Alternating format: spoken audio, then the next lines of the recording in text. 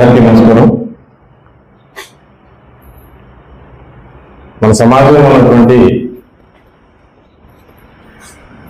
పూజ్యులు పెద్దలు డాక్టర్ శ్యామప్రసాద్ ముఖర్జీ గారిని కలుసుకోవడం చాలా అదృష్టకరమైన విషయం. ఈరోజు నేను ఈ యొక్క నాకు ఈ ప్రోగ్రామ్స్ చూస్తుంటే ఒక విషయం గుర్తొస్తుంది. ఈ sound body have sound mind. Sound mind రావాలంటే మనకి స్ట్రాంగ్ బాడీ ఉండాలి. దాంతోపాటు స్ట్రాంగ్ మైండ్ ఉంటే ఇలాంటి మహనీయులుగా తయారవుతారు అన్నారు. అంటే మన ఆలోచన విధానం, మనం చేసేటువంటి కార్యక్రమాలను బట్టి మన ఫ్యూచర్ కానీ, మన యొక్క లైఫ్ స్టైల్ కానీ, మన యొక్క సొసైటీలో గౌరవం కానీ నిలబడతారు.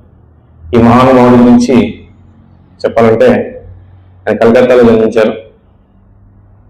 తర్వాత వాళ్ళ నాన్నగారు ఆల్రెడీ వైస్ ఛాన్సలర్గా చేసి విద్యావేత్త, న్యాయవాది. ఈయన కూడా న్యాయవాది, సెంట్రల్ గవర్నమెంట్లో మినిస్టర్గా కూడా పనిచేశారు. తర్వాత ఒక దేశంలో 2 రాజ్యాంగాలు ఉండకూడదు, అంటే కాశ్మీర్ గురించి, మన ఇండియా గురించి సపరేట్గా ఉండకూడదు అని చెప్పేసి విభేదించి ఆయన యొక్క పదవిని కూడా త్యజించారు.